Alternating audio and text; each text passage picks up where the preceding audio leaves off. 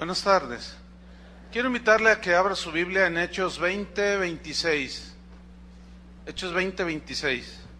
Continuamos con la serie Temas de Importancia para la Iglesia. Tema número 11. Escriba, para los que lo hacen, el tema de hoy: buscando el equilibrio espiritual. Buscando el equilibrio espiritual.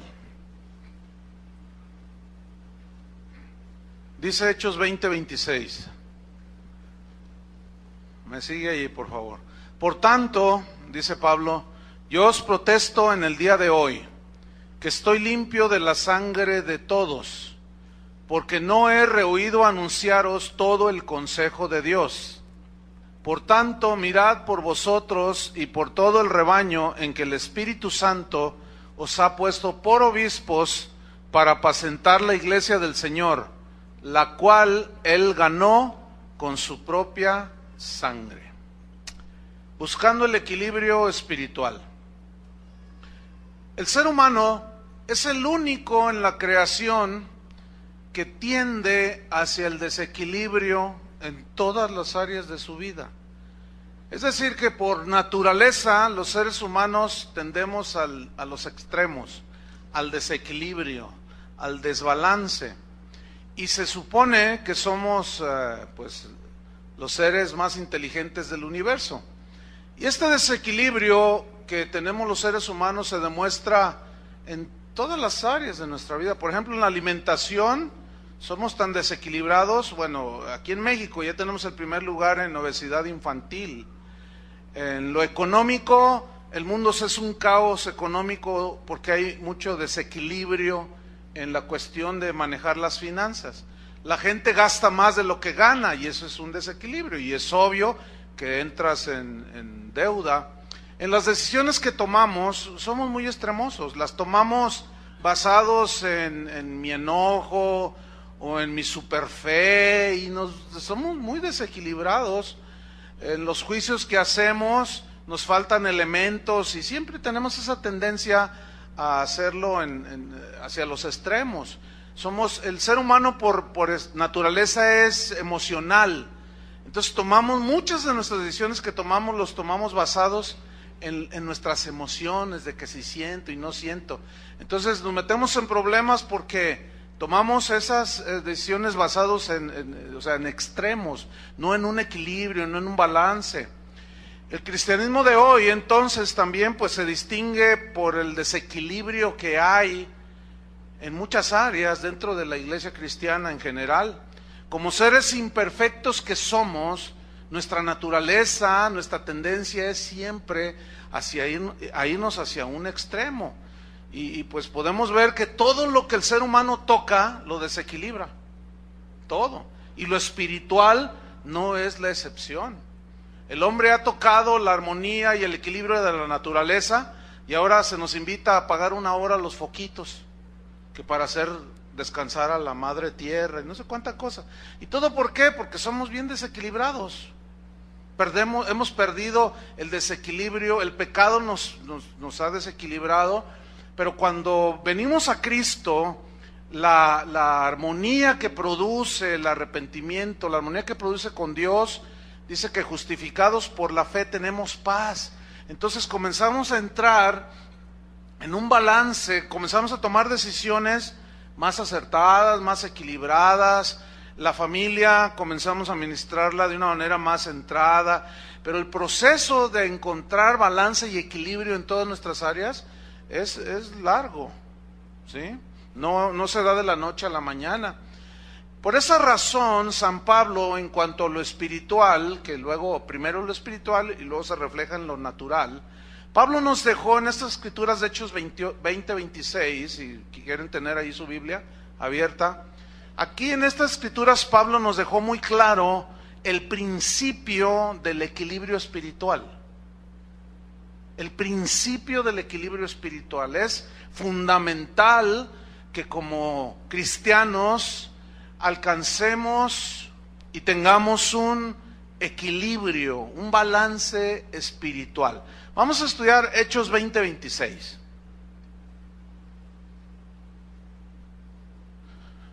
¿Ya lo tienen ahí? Bueno, vamos a leerlo de nuevo. Este es nuestro texto que hemos tomado.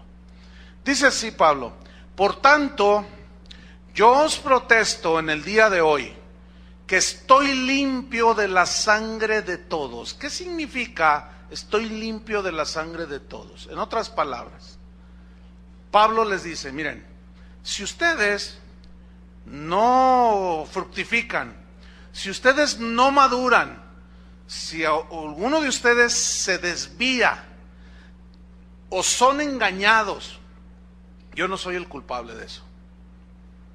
No soy culpable. ¿Por qué? Déjeme darle un contexto a lo que está sucediendo aquí. Aquí Pablo se está despidiendo de los pastores en Éfeso, de los que a Dios había llamado para cuidar al rebaño de Dios, a la iglesia de Dios. Entonces él les dice, yo protesto el día de hoy, pastores, que estoy limpio de la sangre de todos ustedes. Es decir, ¿por qué les dijo esto? En el versículo 27 está la respuesta de por qué les dijo, yo estoy limpio de la sangre de todos. Cualquier cosa que suceda después de que yo me vaya, yo no tengo nada que ver absolutamente. ¿Por qué? Versículo 27, sígame ahí. Dice, porque no he rehuido anunciaros todo el consejo de Dios. Aquí en este versículo 27 hay dos palabras que debemos estudiar. Una es la palabra rehusar y la otra es la palabra anunciar. O sea, yo estoy limpio de la sangre de todos. ¿Por qué? Porque yo no he rehusado, y la palabra rehusar, upostelo en el griego, significa ocultar algo, significa esconder algo. En otras palabras, miren pastores, yo no soy culpable que si después de mi partida ustedes son engañados o se desvían. ¿Por qué? Porque yo no les he ocultado, yo no les he escondido absolutamente nada de lo que tiene que ver con la palabra de Dios, con el evangelio de Dios. Yo les expliqué a ustedes todo, les hablé una y otra vez, los instruí, les enseñé. Después de esto que me voy, yo estoy limpio de cualquier situación que ustedes vivan. ¿Por qué? Porque yo ya cumplí con mi encomienda de parte de Dios. Yo no les escondí ni les oculté nada. Entonces, la segunda palabra a estudiar es anunciar. Y anunciar viene del griego analgeleo, que significa anunciar algo de una manera detallada. Significa avisar con todo lujo de detalles sobre algo. Significa contar algo de una manera meticulosa, sin omitir detalle. Significa dar cuenta de algo detalladamente. También significa declaración de algo, de un mensaje, pero haciéndolo de una manera muy escrupulosa, con todo lujo de detalle. Entonces el versículo lo leeríamos así, el 26 y el 27. Por tanto, yo os protesto el día de hoy, que si no fructifican, que si algunos se desvían, que si no maduran, que si los engañan los falsos maestros, yo no seré culpable. ¿Por qué? Porque yo no les he ocultado nada, yo no les he escondido nada, les he anunciado el evangelio de una manera tan detallada y tan meticulosa que no me faltó absolutamente nada que anunciarles del evangelio. ¿Por qué dice el versículo 27 mismo? Porque no he rehusado anunciaros todo el consejo de Dios. Y aquí la frase todo el consejo de Dios significa toda la enseñanza evangélica, toda la enseñanza de la palabra de Dios. Ahora, vayan conmigo al versículo 28. Por tanto, dice, esa frase por tanto es muy importante en el versículo 28. ¿Por qué? Porque está ligada al versículo 26 y 27 de que no dejé de anunciarles nada, todo les dije con detalle, no les escondí nada, por lo tanto estoy limpio de cualquier consecuencia que ustedes lleven. Si no caminan conforme a lo que yo les enseñé, ese va a ser asunto suyo, yo tengo mis manos limpias. Por tanto, estoy en el versículo 28, mirad por vosotros. La primera encomienda que Pablo hace a los pastores es: miren por vosotros mismos, cuídense ustedes mismos. Esa era una instrucción que Pablo se la repitió a Timoteo, cuando le dijo: cuídate de ti mismo, Timoteo, y de la doctrina, porque haciendo esto te salvarás a ti mismo y a los que te escucharen. Fíjese qué importante es. Entonces dice: por tanto, mirad por vosotros. O sea, primero, uno como pastor, los pastores debemos de cuidar nuestro corazón, debemos de ver si estamos en la fe, debemos ver y analizarnos si estamos predicando el Evangelio de Jesucristo, debemos ver si estamos haciéndolo de una manera detallada, debemos cuidar de no ocultar nada que los hijos de Dios deben de saber respecto a Jesucristo, respecto a su doctrina, respecto a lo que está escrito en la Biblia. Eso debemos de cuidarlo nosotros. Pero luego les da una segunda encomienda Pablo a los pastores, dice: miren por ustedes, versículo 28, sígame allí, y también por todo el rebaño. ¿Quién es el rebaño? Digan yo. Digan nosotros. ¿Quién es el rebaño? Ok, entonces miren, haciendo una aplicación, nosotros tenemos que ver nuestro propio corazón, analizarnos y cumplir cabalmente nuestra responsabilidad como pastores, ¿sí? Pero para que en segunda instancia nosotros velemos por ustedes, o sea, por el rebaño, que es la iglesia de Dios. Nuestra primera responsabilidad en Casa de Oración Guadalajara son ustedes. No son los que nos están escuchando. Los que nos están escuchando tienen sus pastores.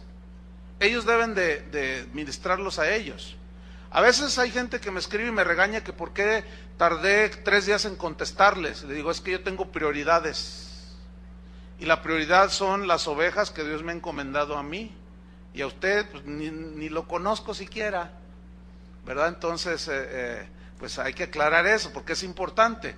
Ustedes aquí en Guadalajara son nuestra prioridad.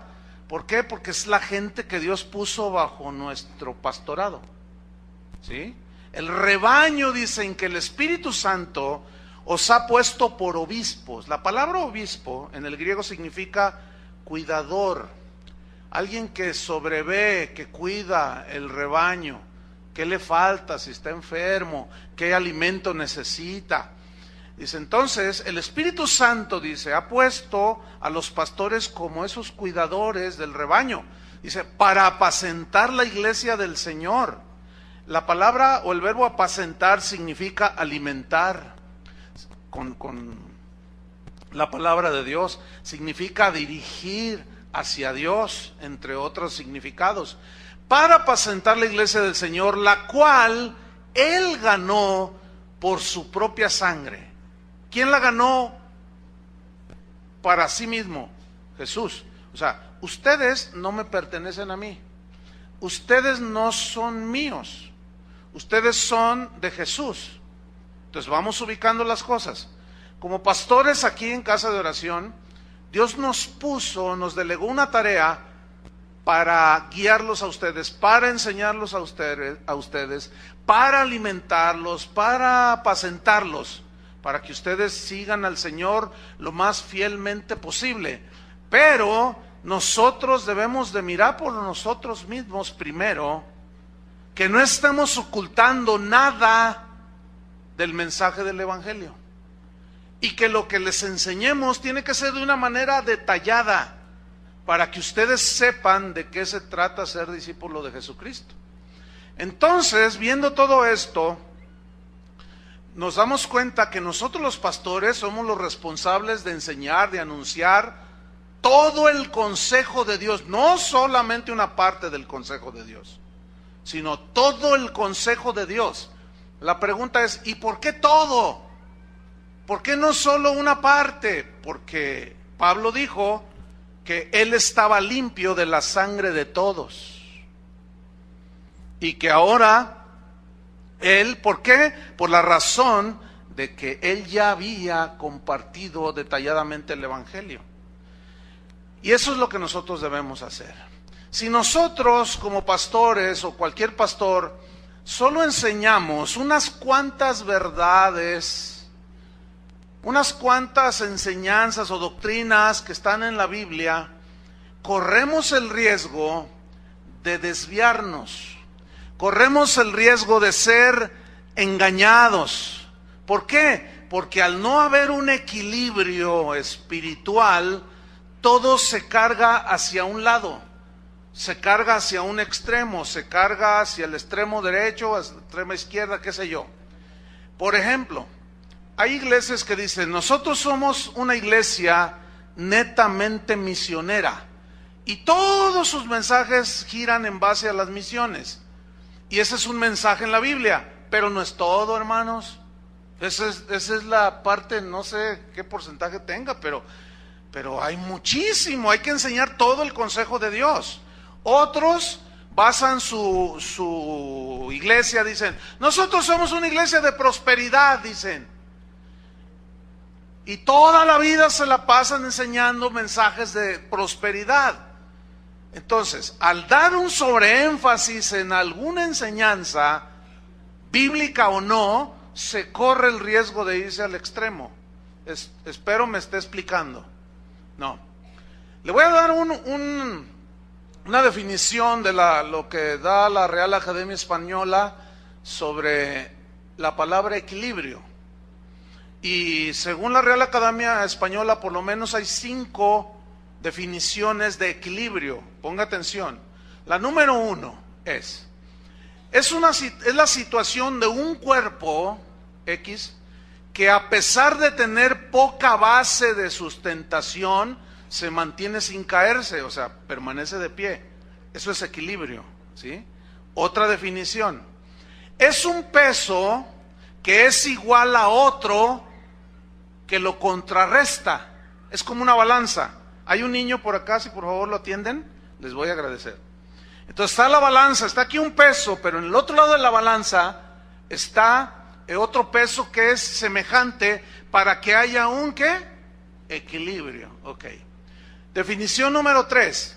Es la armonía que existe entre cosas diversas. Por ejemplo, se dice que hay armonía en la naturaleza. Todo lo que hay en la naturaleza, todas las plantas, toda la flora, toda la fauna, todo tiene su razón de ser, hermanos. Hay personas que no les gustan los murciélagos porque están medio fellitos, ¿verdad? Y piensan que son vampiros y que en la noche les van a chupar la sangre. Entonces es erróneo, ¿verdad? Error. Los murciélagos cumplen una función muy importante que hace que se mantenga la armonía, el equilibrio en la naturaleza. Porque esos animalitos salen de noche y su alimento evita plagas. De manera que en nuestra ignorancia matamos a los murciélagos y al rato estamos llenos de plagas. Eso es a lo que se refiere, es la armonía entre diversas cosas. Cuarta definición: ecuanimidad, mesura, sensatez en los actos, sensatez y equilibrio en los juicios. O sea, todo con un equilibrio, ¿sí?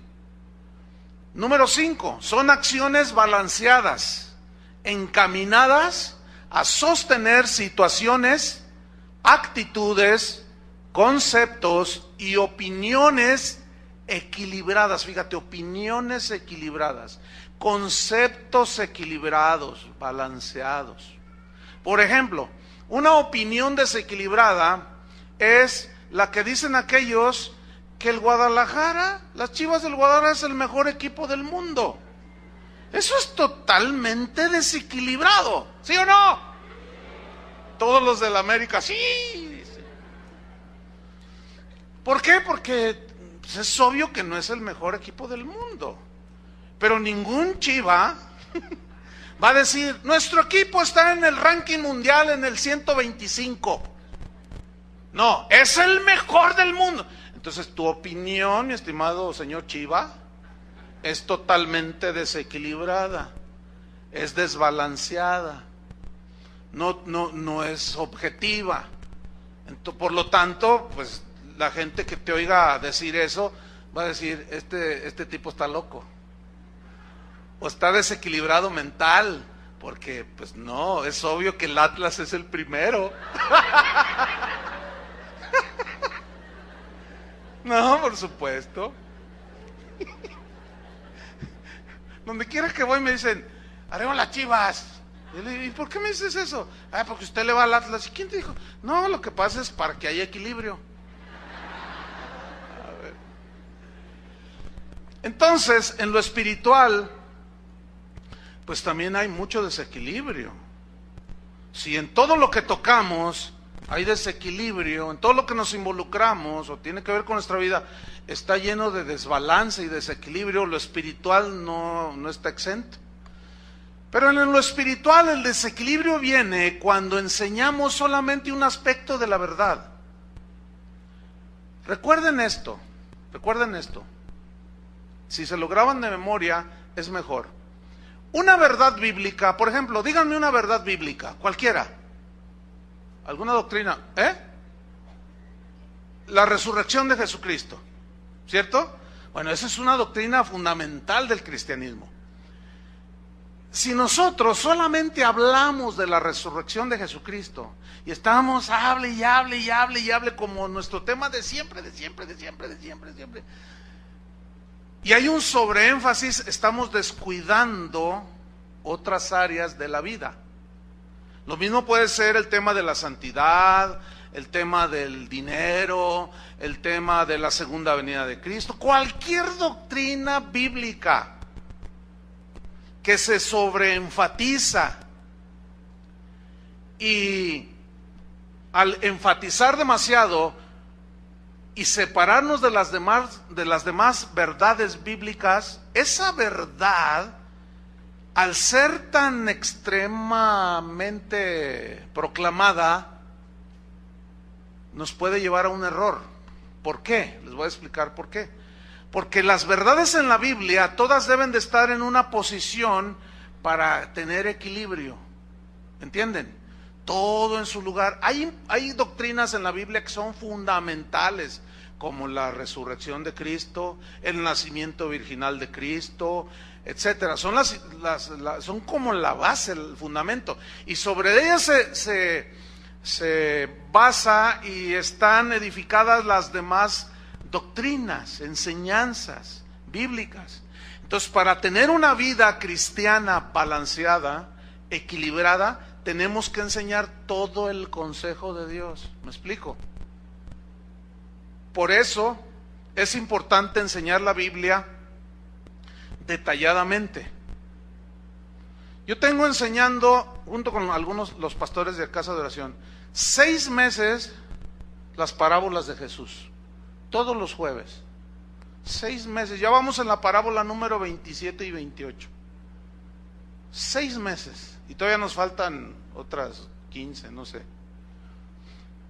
Y aún así, fíjate, no queremos ocultar nada al respecto, y las desglosamos y las trabajamos y les damos el significado que tienen lo más acercado posible. ¿Para qué? Para que ninguno de ustedes se quede en la ignorancia al no saber algunos aspectos, ¿sí? que enseñan las parábolas.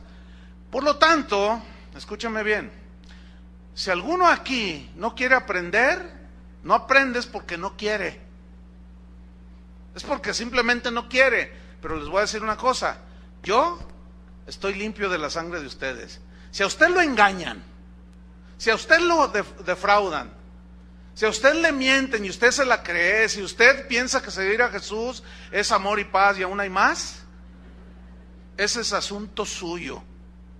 ¿Por qué? Porque en las parábolas de Jesús yo se las he explicado de una manera detallada, como la Biblia me dice que yo debo de hacerlo. ¿Me expliqué? Entonces debemos de enseñar todo el consejo de Dios. Hoy vamos a tocar un tema importante. Todos son importantes para tener un equilibrio. Mire, hay muchos excesos dentro del cristianismo. Por ejemplo, hay excesos en lo que tiene que ver con los dones espirituales. Por ejemplo, Dios, dice la Biblia, que Él reparte como Él quiere, a algunos les da dones de milagros. Esos son dones que Dios da a algunos, no a todos. Bueno, ese don de milagros, al ser sobreenfatizado, exagerado, sobreexhibido, se caen en extremos tan vergonzosos que rayan en lo fanático, ¿sí? Entonces los que están de este lado ven los excesos de los que creen en los dones del Espíritu Santo y dicen, no, eso es del diablo. No, los milagros son de Satanás. Entonces, los dos están mal. Tanto los que están en un exceso, que hacen un exhibicionismo aquí arriba en la plataforma, en un total desequilibrio del orden y de muchas cosas. Entonces, como algunos otros ven los excesos, entonces están de este lado, del otro extremo, y se quedan en el extremo, porque dicen, eso no es de Dios, y los dos están, por lo tanto, equivocados. Porque el hecho, escúchenme bien, de que haya excesos no anula las verdades del Evangelio. Lo mismo puede pasar con el hablar en lenguas. Los excesos de que todos parece ahí un manicomio y así de esas, y entonces los que están de este lado dicen, ya nomás estos, ¿qué está diciendo? ¿Quién sabe qué están diciendo? Entonces dicen, no es de Dios, es del diablo. Repito, el hecho de que los de acá hagan excesos no anula las verdades del Evangelio. El hecho de que algunos abusan de las ovejas y les quitan su dinero y los asaltan literalmente en las iglesias, no anula que hay una verdad acerca del dar para la obra de Dios. Y se van al otro extremo. Algunos que salieron de iglesias donde fueron abusados, les quitaron hasta los zapatos que traían, les quitaron desde la casa, el carro y todos los ahorros. Entonces, conocen un lado de la verdad, conocen para tener el equilibrio, y en lugar de equilibrarse van al otro lado. Primero les sacaron todo y luego ya están de este lado y ya no da nada. ¿Cómo está eso? O sea, porque tenemos esa tendencia al desequilibrio, hermanos. El ejemplo que voy a tocar es importante hacerlo. ¿Ha oído usted hablar sobre el ungido de Jehová? ¿Sí ha oído esa frase? ¿Ha oído eso de no toquéis al ungido de Jehová? ¿Sí ha oído eso? Bueno, hoy vamos a estudiarlo. El abuso en esta enseñanza de no toquéis al ungido de Jehová, necesito que pongan mucha atención, no se vale dormirse, ¿ok?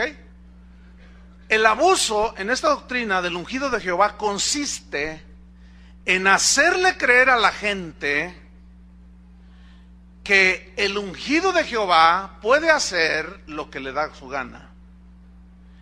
El abuso de esta doctrina es hacerle creer a la gente que el ungido de Jehová puede hacer lo que quiera y absolutamente nadie debe ni puede decir absolutamente nada.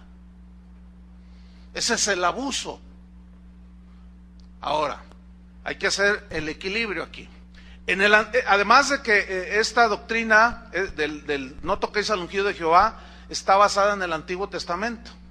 En el Antiguo Testamento, solo 3 tipos de personas estaban ungidos. Era el rey, el sacerdote y el profeta. Por medio de esos 3, Dios gobernaba, y se llamaba gobierno teocrático, es decir, Dios gobernaba a Israel a través de los reyes, que estaban ungidos con el Espíritu. a través de los sacerdotes que ministraron en el templo y a través de los profetas. 3. Bueno, en el Nuevo Testamento, según la Biblia, todos tenemos la unción del Santo, dijo Juan. O sea, en el Nuevo Testamento todos estamos ungidos. Ya no es el privilegio de unos 3 o de unos cuantos. Porque dice la Biblia que fuimos sellados con el Espíritu Santo de la promesa. Y los que son guiados por el Espíritu, estos son hijos de Dios. Entonces, Dios ahora nos gobierna de una manera directa y personal. ¿Entiende? ¿Cuántos le dan gracias a Dios? Es decir, lo que antes solo era en 3 ungidos, ahora Él ungió a todos sus hijos. Bueno, eso queda establecido. Esta doctrina de no toquéis al ungido de Jehová, la toman como sinónimo de inmunidad espiritual. De que a mí nadie me dice nada, a mí nadie me puede cuestionar porque yo soy el ungido de Jehová, dicen. Y lo basan en el Salmo 105, versículo 15, búsquelo. Salmo 105, versículo número 15. Y vamos a estudiar lo que significa para tener un equilibrio. Cuando lo tenga, diga ya. Salmo 105, versículo 15. ¿Me lo subes afuera, por favor? Poquito, estoy gritando mucho. Salmo 105, versículo 15. ¿Ya lo tiene? Dice así: no toquéis, dijo, o sea, el Señor, no toquéis a mis ungidos, ni hagáis mal a mis profetas. Aquí la palabra clave para entender qué significa no tocar al ungido de Jehová es precisamente el verbo tocar. Según los que enseñan la doctrina, no toquéis al ungido de Jehová es no decir absolutamente, aunque ande en adulterio, aunque sea un ladrón, aunque sea un mentiroso, no toques al ungido, no digas nada. Así lo interpretan, pero es una interpretación errónea. La palabra tocar viene del hebreo naugá, que significa poner la mano encima, golpear con el puño. Significa hacer violencia física. Eso significa no toquéis al ungido de Jehová. Y esto es comprobado por las mismísimas escrituras. Vamos a 1 de Samuel, capítulo 24, versículo 10. Justamente con los mismos versículos que los creen que tienen inmunidad espiritual usan para esconderse detrás de esa supuesta no toquéis al ungido de Jehová. O sea, no me digas nada, si yo me estoy robando lo que sea, no me digas nada, si yo les quito a ustedes todos los relojes y las joyas, no me digas nada porque yo soy el ungido de Jehová, ¿verdad? Pero la misma Biblia, con los mismos versículos, nos aclara, porque la Biblia habla por sí misma. Nada más que hay que hablarla en todo su consejo, ¿entiende? Espero me esté explicando. Ahí va, 1 de Samuel 24:10. Ok, antes de leer el versículo 10, déjeme darle una breve semblanza del contexto. Saúl era el rey de Israel. Saúl era el ungido de Jehová como rey. Pero había sacerdotes que eran ungidos y había profetas que eran ungidos. Okay. Aquí Saúl era el ungido de Jehová. Saúl le tenía envidia a David y lo quería asesinar por envidia. Cada rato lo quería dejar clavado en la pared con las lanzas. Intentó asesinarlo varias veces. David era un pastor que había vencido a un león, a un oso, y venció al Goliat. Pero el ungido era Saúl. Y el Saúl tuvo envidia de ese jovencito David. Entonces se fue en una persecución contra David para asesinarlo.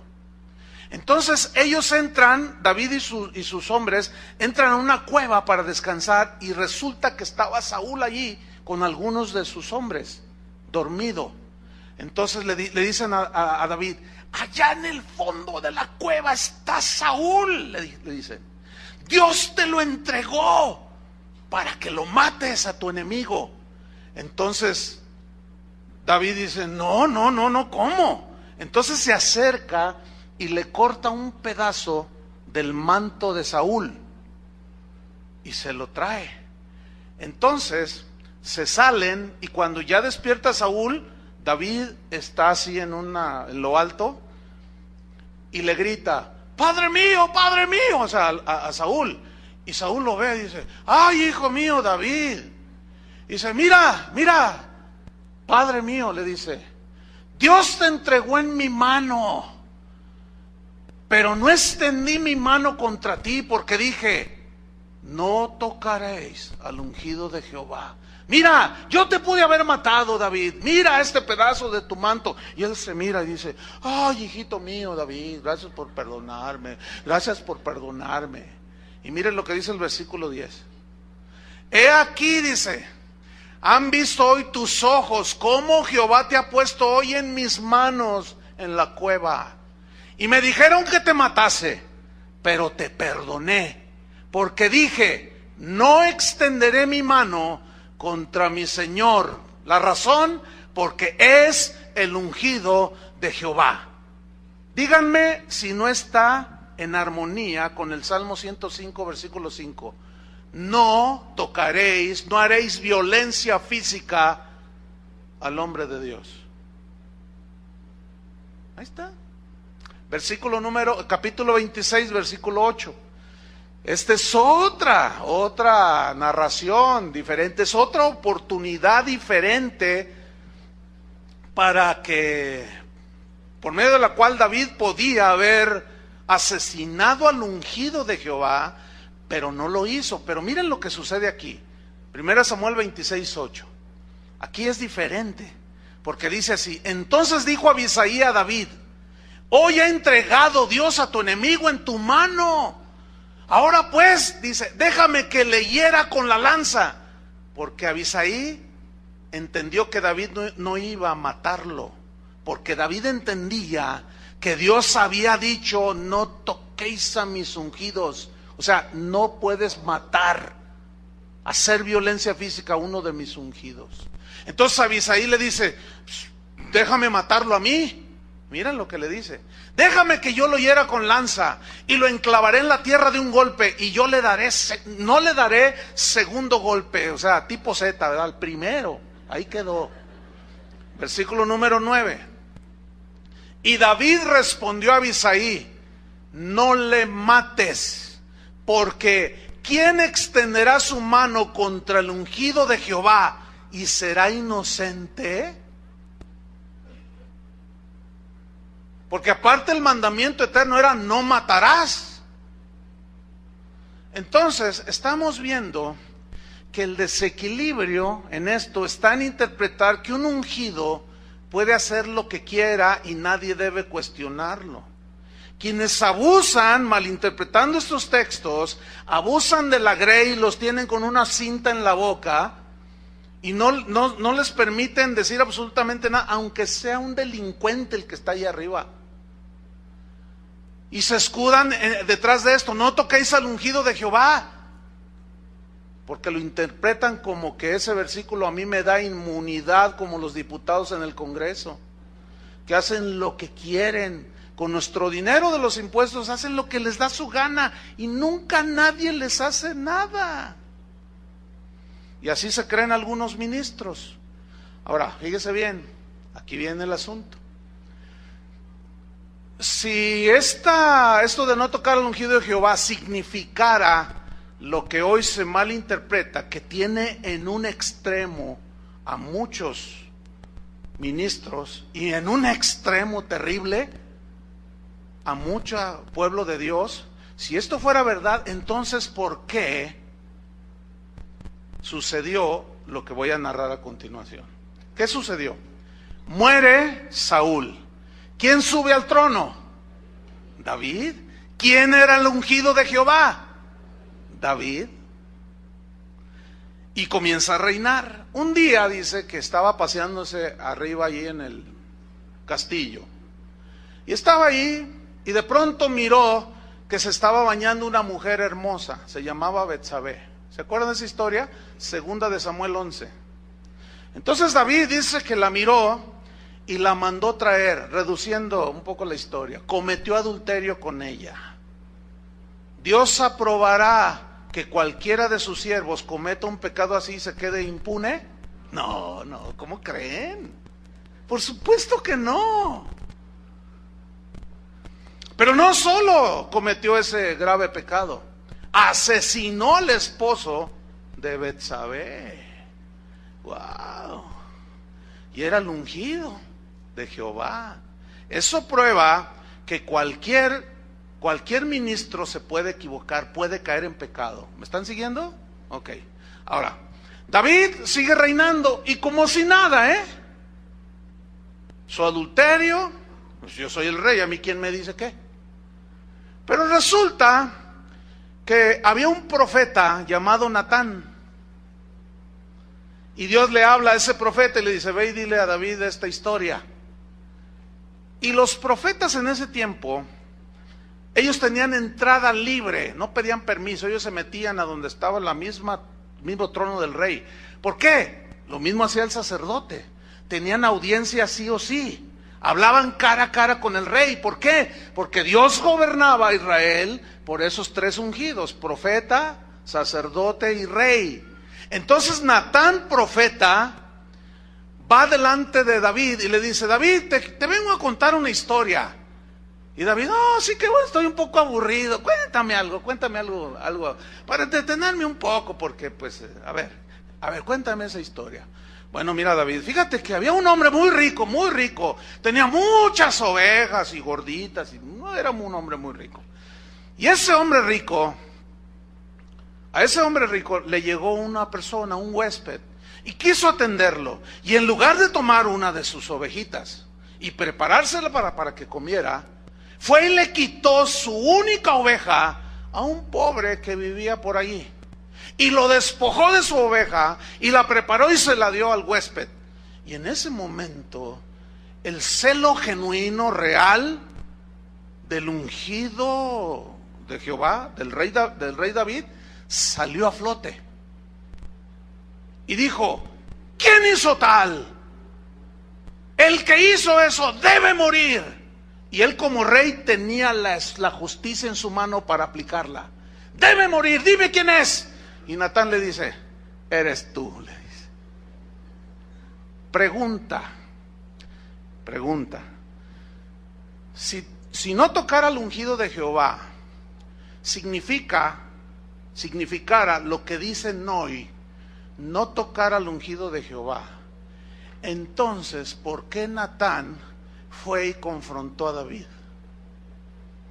¿Y por qué David no le dijo, no toquéis al ungido de Jehová? No le dijo nada. Me temo que están entendiendo, Si significara ese desequilibrio que dicen hoy algunos que se creen ungidos, que es, no digas nada aunque veas que yo mate, robe y haga lo que sea, están muy equivocados. Ahora, ¿quién enfrentó a David? Otro ungido, pero con un rango semejante. En el Nuevo Testamento, hermanos, la Biblia dice, contra un ministro, contra un pastor, contra un anciano, no admitas acusación, sino con 2 o 3 testigos.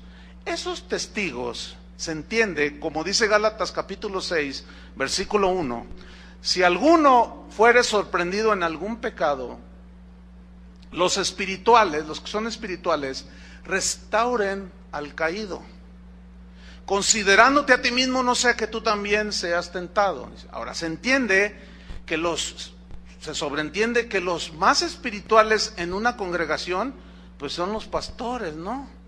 Por algo Dios los puso como pastores en cualquier iglesia, así se entiende, según el patrón bíblico. Entonces, ¿quiénes son los que van a confrontar a otro pastor? Los pastores. ¿Me explico? Y aquí es donde se cometen los excesos y los abusos y la gente se va al otro lado de la balanza. Entonces, pongan atención porque aquí viene.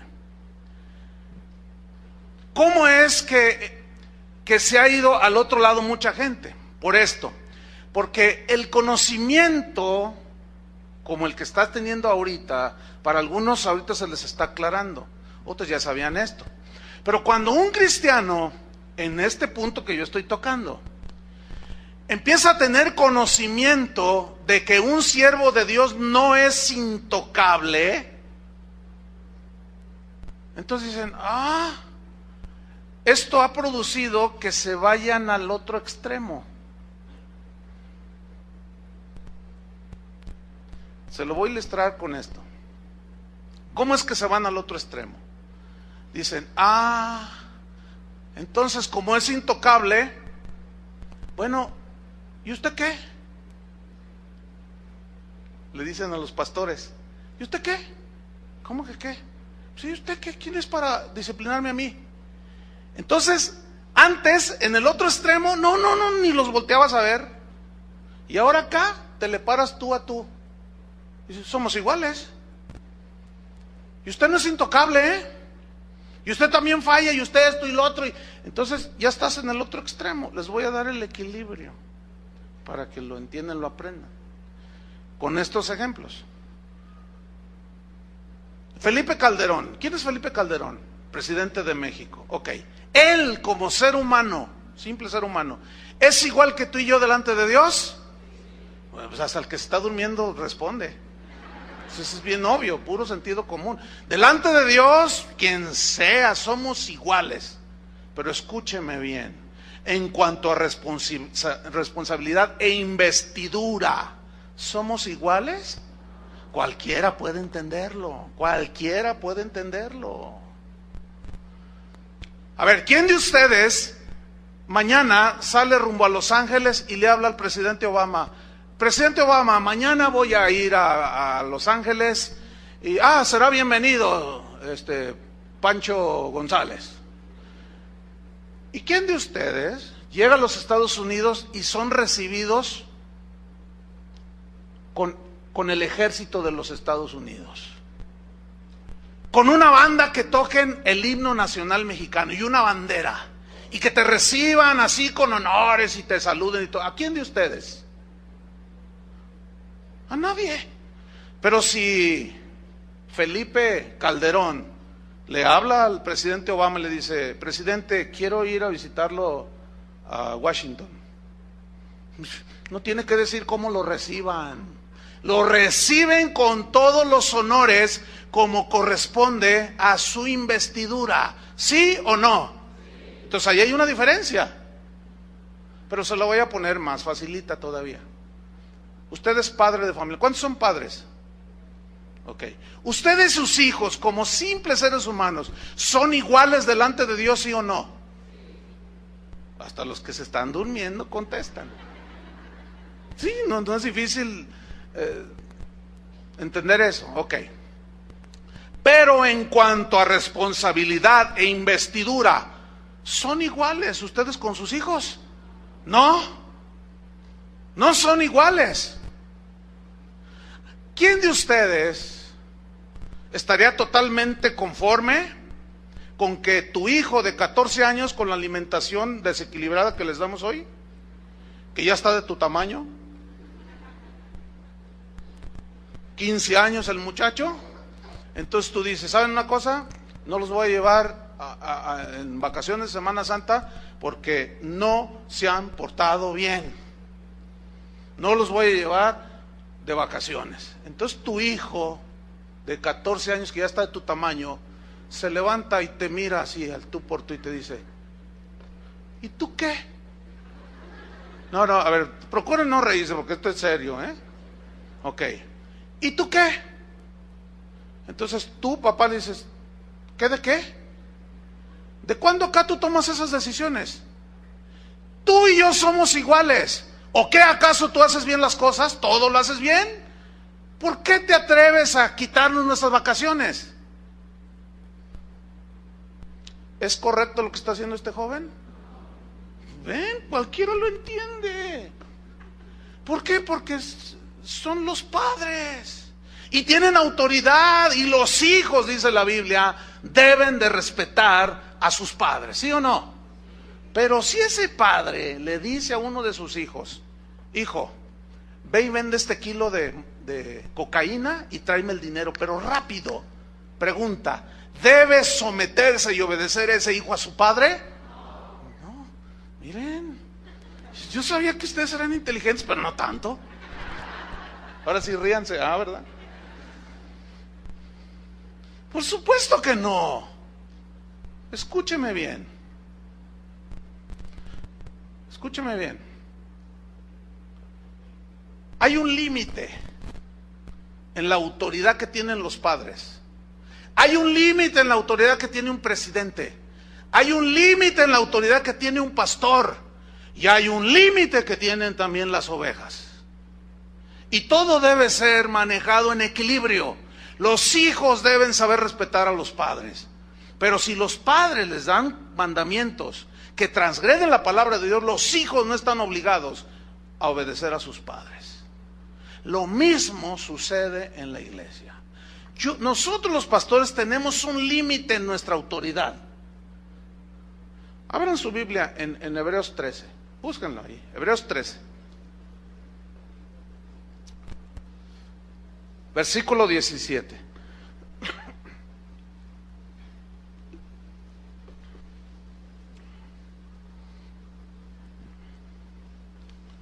Hebreos 13, 17. Dice así: obedeced a vuestros pastores. ¿Qué dice? Ok, les pregunto, ¿para quién es ese mandamiento? ¿Para mí o para ustedes? En este caso, díganlo fuerte. Para ustedes, no es para mí. Ahora, ¿qué dice allí? Obedeced a vuestros pastores. Ok, ese obedecer, les pregunto, ¿es con los ojos cerrados? Por supuesto que no. Ese obedecer a vuestros pastores como ustedes hacia mí, ¿es incondicionalmente? No, no. Hay un límite, hermanos. Ese obedecer se reduce a esto. Por ejemplo, si yo les digo: hermanos, por favor, lleven a sus niños allá al cunero, porque como ellos se distraen, luego lloran, y los que están a su alrededor, ellos pierden la concentración, y está el niño llorando y está jugando con la pluma y golpea la silla y se pierde la atención, ¿sí o no? Sí. Bueno, si yo les digo: por favor, hermanos, obedezcan, ¿qué tienen que hacer? ¿Y por qué no lo hacen?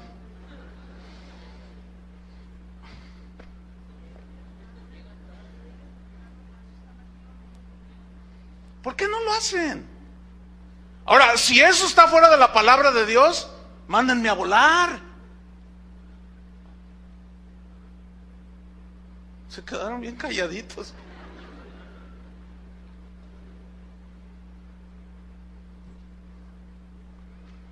Lleguen temprano, hermanos, porque miren, esta es una iglesia, Dios es un Dios de orden. Lleguen temprano, por favor, y les da uno la explicación. ¿Está dentro de del parámetro de la obediencia? Si alguien viene y me dice: pastor, un matrimonio, ay, pues me ofendió mi marido, entonces yo le digo al marido: pídele perdón. ¿Y yo por qué le voy a pedir perdón? Espérame. ¿Qué no dice la Biblia? Obedeced a vuestros pastores. Si yo le digo: perdona a tu esposa, escúchenme bien, porque hay unos cabezones, así con todas las letras, cabezones. ¿Y usted quién es para decirme lo que tengo que hacer? Soy tu pastor. ¿Verdad? ¿Y por qué no obedecen? Pero ¿qué si viniera uno y me dijera: pastor, ¿sabe qué? Anoche, le tengo que decir, le puse una golpiza a mi esposa y le pegué con el puño cerrado. Quise hacerlo con el puño abierto, pero le pegué con el puño cerrado. ¿Y cómo la dejaste, oye? No, pues está toda así moreteada. Tengo miedo que me vaya a denunciar allí al DIF. Hijo, ¿sabes una cosa? Se lo merecía tu esposa. Hasta a mí me harta tu mujer. Mira, es más, te voy a decir algo, para la otra dile, y va por el pastor. Es que es bien fácil, hermanos. Yo estoy apelando al puro sentido común, ni siquiera al discernimiento espiritual. O sea, se las estoy poniendo bien sencillita. Pregunta: si yo le dijera eso a alguien, a un hombre que golpeó a su esposa, que le diera una de mi parte, ¿me tiene que obedecer el cabezón este? Pues les aseguro que algunos lo harían, porque son tan cabezones que no saben diferenciar, son tan desequilibrados.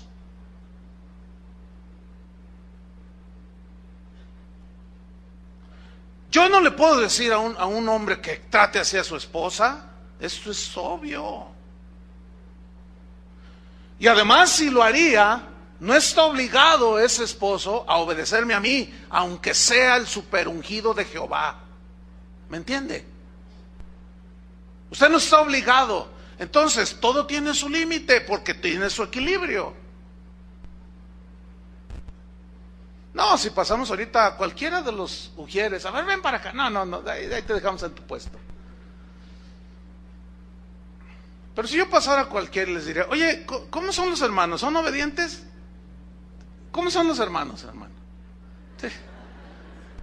No, si les doy una instrucción pastoral, hermanos, por favor, miren, sigan las instrucciones de los ujieres, de las edecanes que están para servirles, para que este lugar sea un lugar de orden. Entonces, alguien está sentado allí en el extremo. Entonces están todas las sillas solas acá, y acá hay otras 3 personas. Entonces llega el ujier y le dice, hermano, ¿me hace un favor? Por favor, ¿se puede recorrer hacia el centro? Para que no lo estén molestando que pase la gente para ocupar las sillas. Y está ahí el cabezón y dice, yo me siento donde me da mi gana. ¿Sí o no les dicen así, hermano? Ahí está. ¿Ven? Si yo les doy una instrucción así, ¿por qué no obedecen? ¿Qué pasó? Pues no, que muy cristianos. Ya me los agarré. Escuchen bien, les estoy diciendo exactamente todo el consejo en este punto para que haya un equilibrio. O sea, yo soy el pastor, pero eso no me da autoridad de enseñorearme de ustedes. Ustedes son las ovejas, pero ustedes no tienen ninguna autoridad de venir a reclamarme a mí. ¿Y usted por qué disciplinó a la hermana fulana?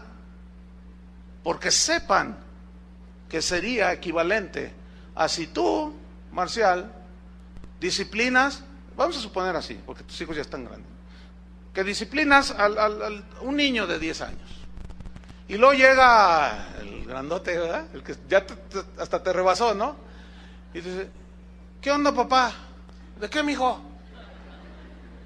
Ponte conmigo. ¿Por qué la disciplinaste?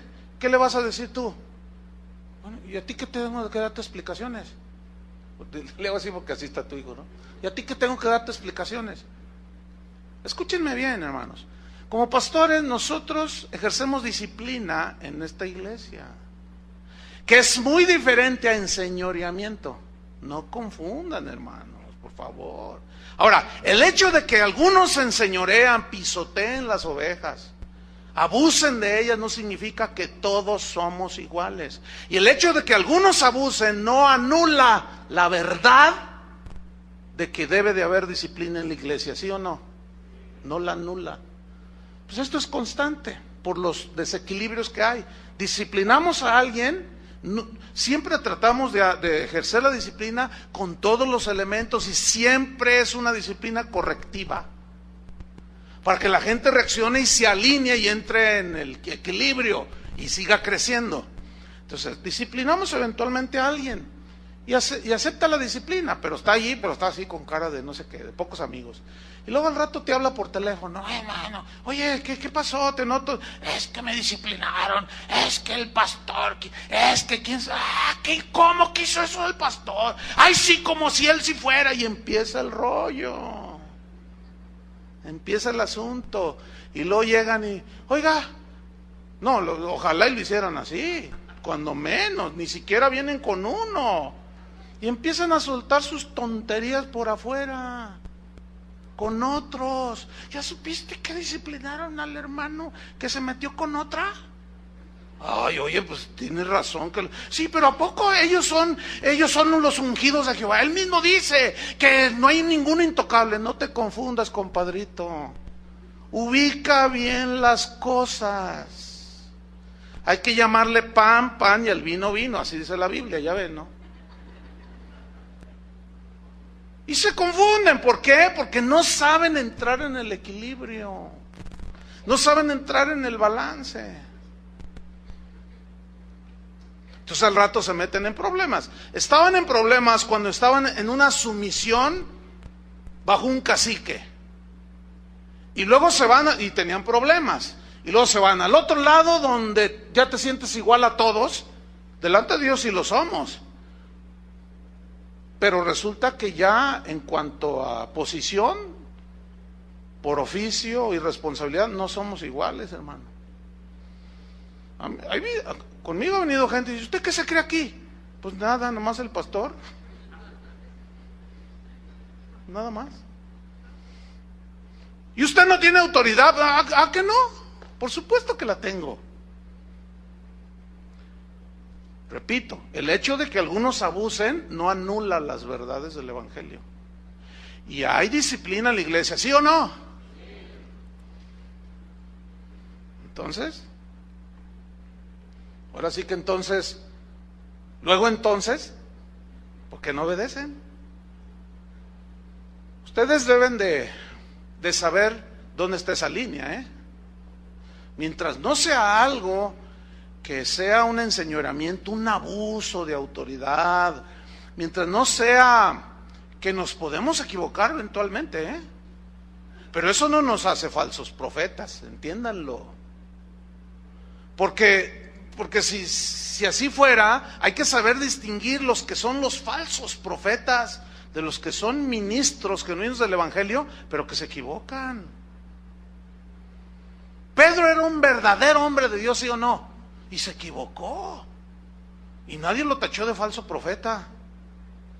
¿Verdad que no? Pablo igual. Mucha gente en la Biblia, hombres de Dios, se equivocaron, pero seguían siendo hombres de Dios que reconocían y seguían adelante.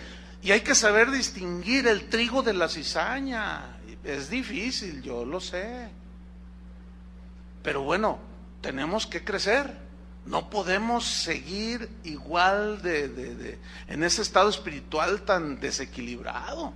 Si ustedes fíjense cómo son los niños, en todo lo que hacen son desequilibrados. No estoy hablando de desequilibrados mentales, desequilibrados en sus juicios, en sus gustos, en sus acciones, en sus reacciones. Todo es exagerado, tendencioso hacia los extremos, ¿sí o no? Lo mismo sucede en nosotros como gente de Dios. Sigo allí en el versículo Hebreos 13:17, dice, obedeced a vuestros pastores, dice, y sujetaos a ellos. Sujetaos a ellos. ¿Qué es la sujeción? Es la sumisión. ¿A qué? A toda la instrucción que se les diga en la palabra de Dios. ¿Se entiende, verdad? Ahora, si hay un abuso, repito, si de pronto, digo aquí, hermanos, Dios me dijo que ustedes me van a regalar sus relojes. Vengan aquí, siembren en la casa del Señor, siembren para el siervo. A ver, empezamos por los de acá. A ver, Chuy García, ponles la muestra, ándale. Vengan aquí, déjenme todos sus relojes aquí. ¿Y usted tiene que hacer eso? Claro que no, ¿por qué? Pero si les decimos, vamos a recoger los diezmos y las ofrendas. Ah, ¿verdad? ¿Qué? ¿Allí no? ¿Y por qué no lo hacen? ¿Ven? A muchos estaban en el otro extremo, les quitaron todo. vienen al conocimiento del otro área de la verdad y para equilibrarse, y se van al otro lado y ya no dan nada, no disparan ni en defensa propia. No dan nada, dicen, no, ¿por qué? No, ¿por qué? El hecho de que algunos abusen cuando recogen las ofrendas y duren hasta 1 hora cada servicio, y no te comas la semilla, y ladrones se van a ir al infierno, y 1 hora, y la predicación dura 10 minutos, cada domingo. Se recogen hasta 7 ofrendas, que para esto, que para lo otro, que más allá, y que no sé qué. El hecho de que unos hagan esos abusos, porque eso es abuso, eso es un extremo, una exageración, no significa y no anula que hay una verdad de que todos los hijos de Dios deben de dar. Y muchos de ustedes ya se fueron al otro lado, pero eso les voy a hablar el siguiente, de hoy en 8, para que no vengan,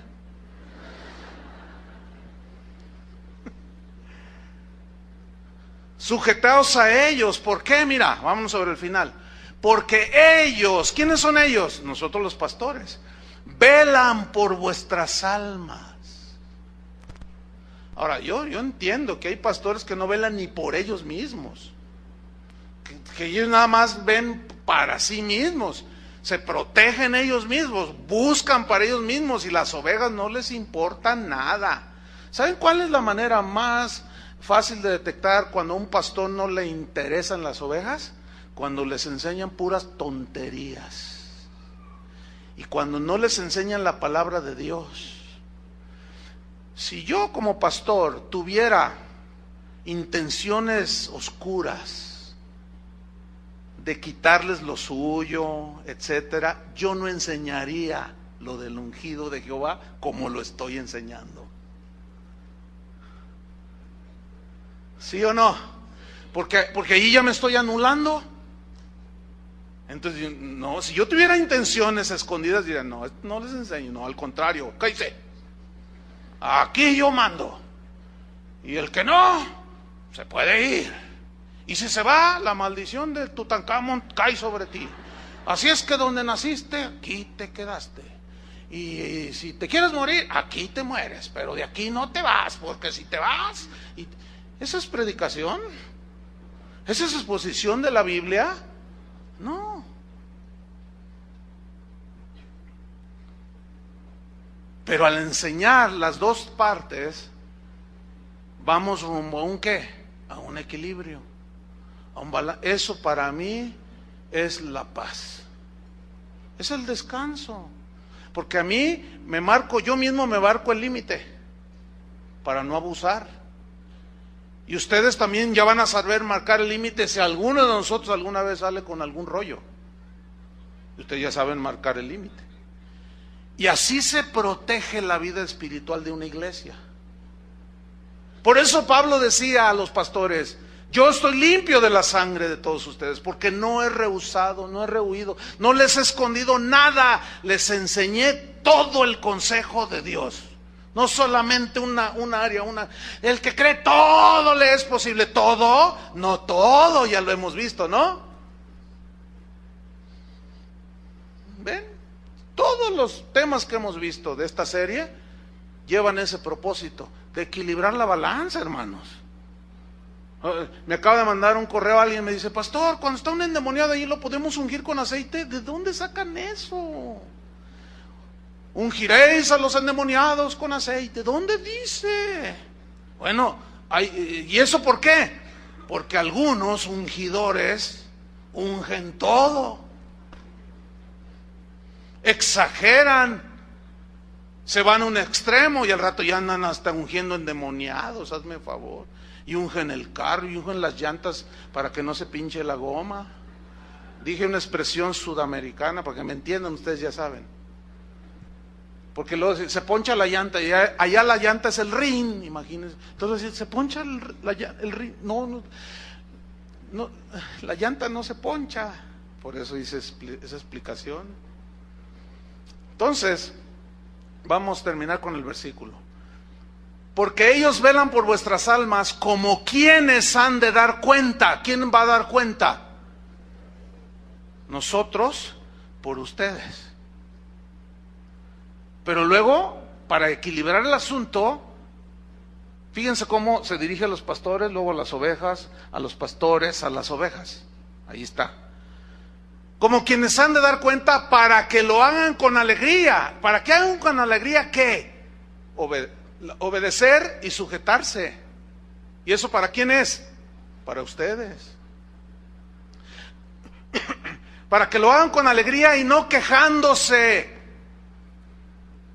No quejándose. Descansarían los edecanes, ¿verdad? Si la gente no se quejara, ¿verdad, hermano? Porque se quejan de todo. Hace calor, luego le prenden, hace frío.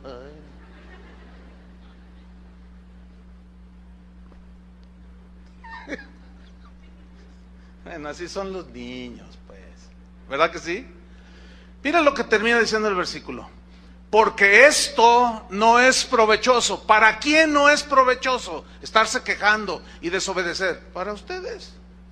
Siempre y cuando nosotros los pastores estemos apacentándolos. Entonces, para que se dé esta armonía en una iglesia, debe haber ambas partes, para que haya armonía. Y déjenme terminar con esto. Es algo muy interesante. Mire, en la naturaleza y en todo lo que Dios hizo, todo tiende a equilibrarse. Siempre tiende toda la naturaleza a buscar el equilibrio. Por ejemplo, un animalito, cuando se siente enfermo, solito va y busca ciertas hierbitas. ¿Se ha fijado? Y las come y luego ya se alivia. Porque él sabe que está en un desequilibrio, bueno, su instinto lo hace entender. Todo tiende hacia buscar el equilibrio. Y nosotros no. Eso es penoso. Mire, con este ejemplo se lo ilustro y terminamos.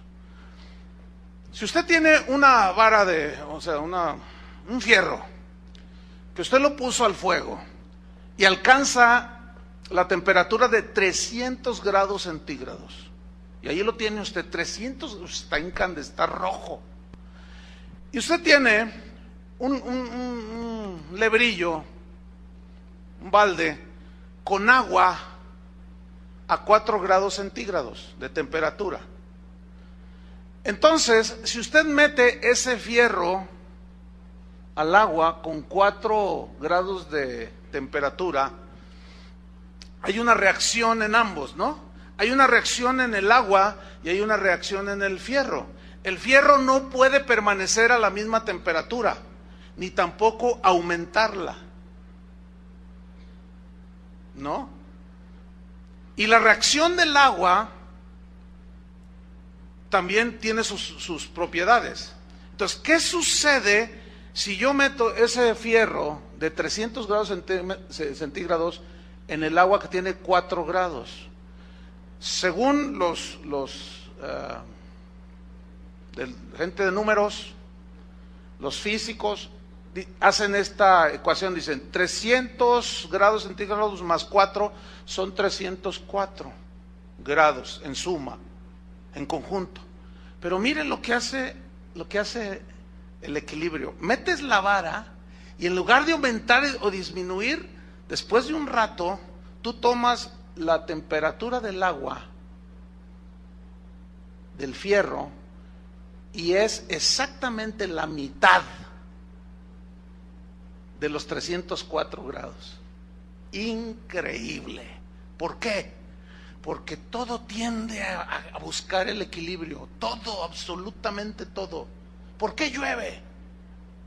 Porque tiene que haber riego. ¿Entienden? Y podemos poner 20,000 ejemplos. Todo tiende a buscar el equilibrio. Hermanos, nosotros, la máxima creación de Dios, debería de hacer lo mismo, ¿no es verdad? Siempre buscar, encontrar el equilibrio en todo. Oremos. Señor, te damos gracias por tu palabra, que verdaderamente nos enseña. pedimos, Padre, que tu buen Espíritu siempre nos esté revelando las cosas, porque no podemos quedarnos en ningún extremo. Los dos son malos. Los dos nos van a traer perjuicios. Los extremos nos van a traer dolor, nos van a traer frustración, nos van a traer ponernos en situaciones que no nos corresponden, hacer papeles que no son los nuestros, tomar actitudes, decisiones equivocadas. Danos sabiduría, Señor, porque tu palabra es hermosísima, es preciosa. Y nosotros los seres humanos, que somos desequilibrados en todo porque el pecado trastornó la armonía que había contigo y nos separó de ti, Señor. Pero cuando tú enviaste a Jesucristo a morir por nosotros en la cruz, cuando uno de nosotros, cualquier persona, se arrepiente reconociendo que es un pecador y que necesita tu gracia, en ese momento viene el perdón de nuestros pecados. Y tu palabra dice: justificados pues por la fe tenemos paz para con Dios. Y en ese momento se inicia el proceso de arreglar cada área de nuestras vidas. Y esos desequilibrios que hay en nuestros matrimonios, en nuestros trabajos, nuestras reacciones, nuestro carácter, todo, al entrar en armonía contigo, Padre, comienza ese proceso. Tu Espíritu Santo es de armonía, tu Espíritu Santo es de unidad, y comienza el Espíritu Santo a hacer una obra en nosotros por la palabra, y comenzamos a armonizar con nuestra esposa, con nuestros hijos, con nuestro prójimo. Y cuando hay un momento para que la armonía, el equilibrio se rompa por ofensas, ahí está el perdón, para entrar una vez más en esa armonía, en ese equilibrio. Señor, enséñanos. En la vida espiritual es muy semejante a lo que sucede a nuestro alrededor. Gracias porque tú nos estás llevando a obtener ese equilibrio, ese balance. Y como decía San Pablo, acomodando lo espiritual a lo espiritual. Cada cosa en su casillero, en su lugar. Para, de esa manera, de una manera equilibrada, llamar a lo malo, malo, a lo bueno, bueno. Que a veces a lo malo le llamamos bueno y viceversa. Danos sabiduría, Señor. Gracias porque tú has formado así la iglesia de gente imperfecta, gente perdonada, ciertamente lavada con tu sangre, pero imperfectos. Ciertamente nadie de aquí está exento de equivocarse.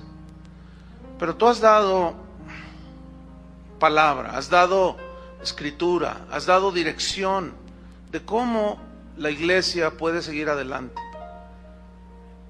Y cómo a algunos les das una investidura como responsables, a otros simplemente tú los añades para que sean dirigidos, pastoreados. Y cada uno debe de cumplir su responsabilidad, sin abusos, sin extremos. Reconocemos que somos extremosos, Señor, y estamos aprendiendo. Sigue enseñándonos cada día, Padre. Danos esa armonía en las áreas que necesitamos, ese equilibrio, Señor, para no tropezar, para no caernos y dañarnos.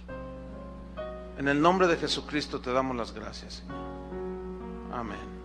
Que Dios les bendiga a todos. Ustedes no fructifican, si ustedes no maduran, si alguno de ustedes se desvía o son engañados, yo no soy el culpable de eso. No soy culpable. ¿Por qué? Déjeme darle un contexto de lo que está sucediendo aquí. Aquí Pablo se está despidiendo de los pastores en Éfeso. de los que a Dios había llamado para cuidar al rebaño de Dios, a la iglesia de Dios. Entonces Él les dice: yo protesto el día de hoy, pastores, que estoy limpio de la sangre de todos ustedes. Es decir, ¿por qué les dijo esto? En el versículo 27 está la respuesta de por qué les dijo: yo estoy limpio de la sangre de todos. Cualquier cosa que suceda después de que yo me vaya, yo no tengo nada que ver absolutamente. ¿Por qué? Versículo 27, sígame ahí. Dice: porque no he rehuido anunciaros todo el consejo de Dios. Aquí en este versículo 27 hay dos palabras que debemos estudiar. Una es la palabra rehusar y la otra es la palabra anunciar. O sea, yo estoy limpio de la sangre de todos. ¿Por qué? Porque yo no he rehusado, y la palabra rehusar, upostelo en el griego, significa ocultar algo, significa esconder algo. En otras palabras, miren, pastores, yo no soy culpable que si después de mi partida ustedes son engañados o se desvían. ¿Por qué? Porque yo no les he ocultado, yo no les he escondido absolutamente nada de lo que tiene que ver con la palabra de Dios, con el evangelio de Dios. Yo les expliqué a ustedes todo, les hablé una y otra vez, los instruí, les enseñé. Después de esto que me voy, yo estoy limpio de cualquier situación que ustedes vivan. ¿Por qué? Porque yo ya cumplí con mi encomienda de parte de Dios. Yo no les escondí ni les oculté nada. Entonces, la segunda palabra a estudiar es anunciar. Y anunciar viene del griego analgeleo, que significa anunciar algo de una manera detallada. Significa avisar. Buenas tardes. Quiero invitarle a que abra su Biblia en Hechos 20:26. Hechos 20:26. Continuamos con la serie Temas de Importancia para la Iglesia. Tema número 11. Escriba, para los que lo hacen, el tema de hoy: buscando el equilibrio espiritual. Buscando el equilibrio espiritual. Dice Hechos 20:26. Me sigue ahí, por favor.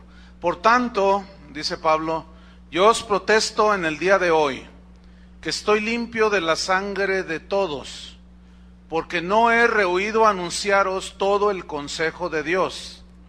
Por tanto, mirad por vosotros y por todo el rebaño en que el Espíritu Santo os ha puesto por obispos para apacentar la iglesia del Señor, la cual Él ganó con su propia sangre. Buscando el equilibrio espiritual. El ser humano es el único en la creación que tiende hacia el desequilibrio en todas las áreas de su vida. Es decir, que por naturaleza los seres humanos tendemos a los extremos, al desequilibrio, al desbalance. Y se supone que somos los seres más inteligentes del universo. Y este desequilibrio que tenemos los seres humanos se demuestra en todas las áreas de nuestra vida. Por ejemplo, en la alimentación somos tan desequilibrados. Bueno, aquí en México ya tenemos el primer lugar en obesidad infantil. En lo económico, el mundo es un caos económico porque hay mucho desequilibrio en la cuestión de manejar las finanzas. La gente gasta más de lo que gana y eso es un desequilibrio, y es obvio que entras en deuda. En las decisiones que tomamos somos muy extremosos, las tomamos basados en mi enojo o en mi superfe, y somos muy desequilibrados. En los juicios que hacemos nos faltan elementos y siempre tenemos esa tendencia a hacerlo hacia los extremos. El ser humano por naturaleza es emocional.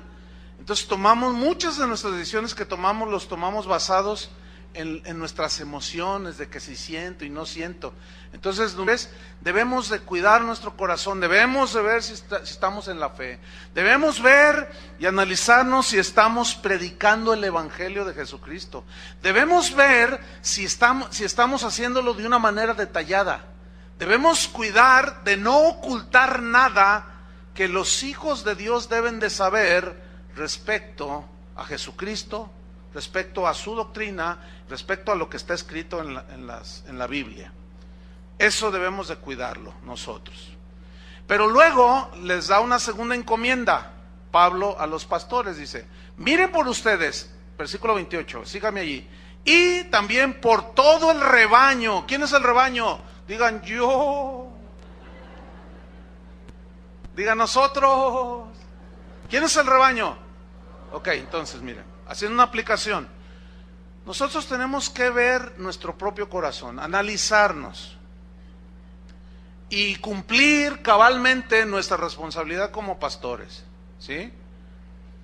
Pero para que en segunda instancia nosotros velemos por ustedes, o sea, por el rebaño, que es la iglesia de Dios.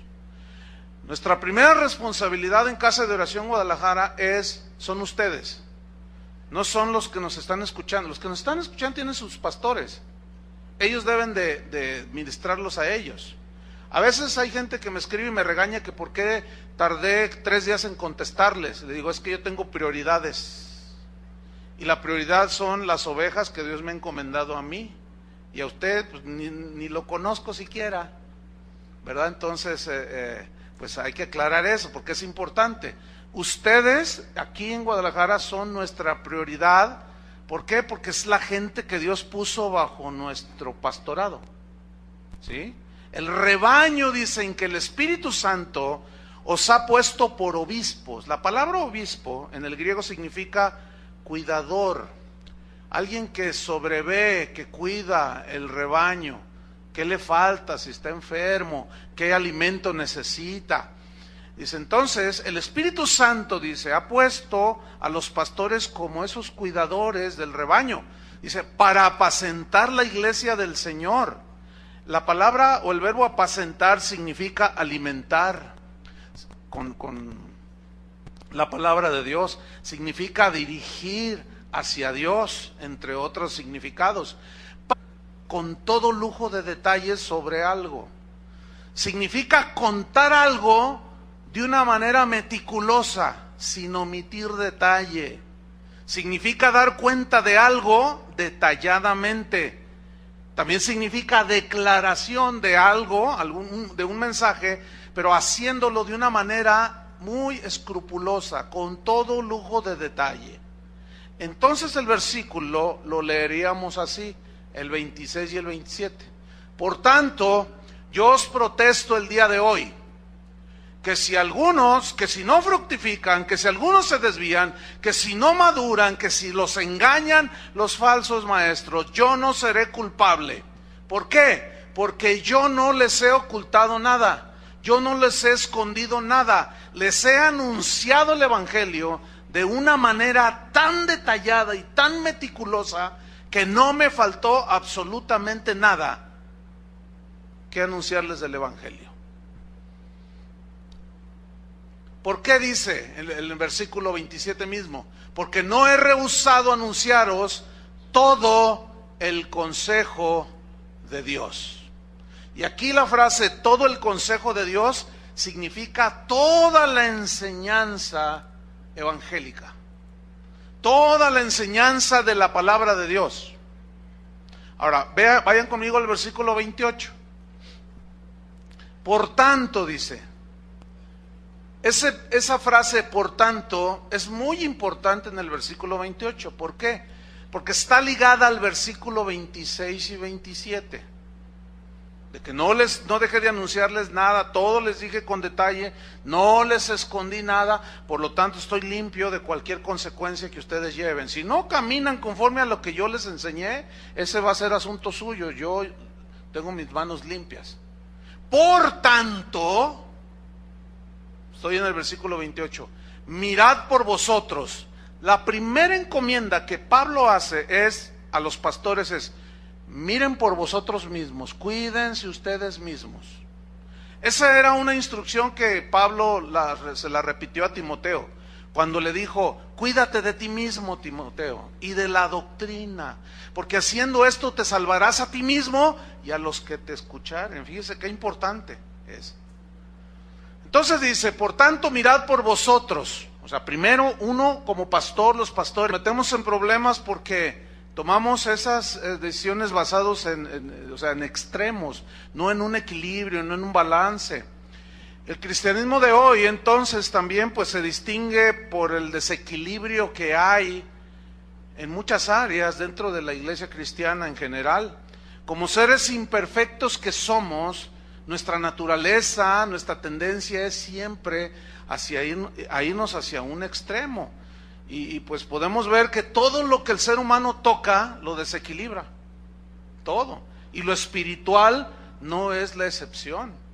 El hombre ha tocado la armonía y el equilibrio de la naturaleza y ahora se nos invita a apagar una hora los foquitos, que para hacer descansar a la madre tierra y no sé cuánta cosa. ¿Y todo por qué? Porque somos bien desequilibrados. Hemos perdido el desequilibrio, el pecado nos ha desequilibrado, pero cuando venimos a Cristo, la armonía que produce el arrepentimiento, la armonía que produce con Dios, dice que justificados por la fe tenemos paz. Entonces comenzamos a entrar en un balance, comenzamos a tomar decisiones más acertadas, más equilibradas. La familia comenzamos a administrarla de una manera más centrada, pero el proceso de encontrar balance y equilibrio en todas nuestras áreas es largo, ¿sí?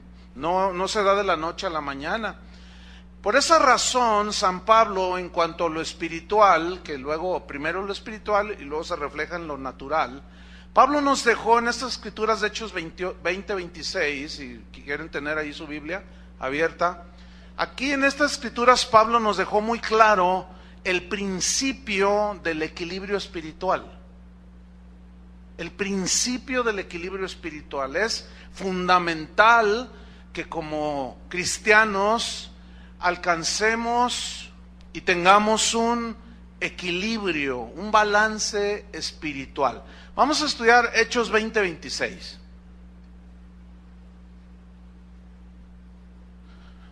¿Ya lo tienen ahí?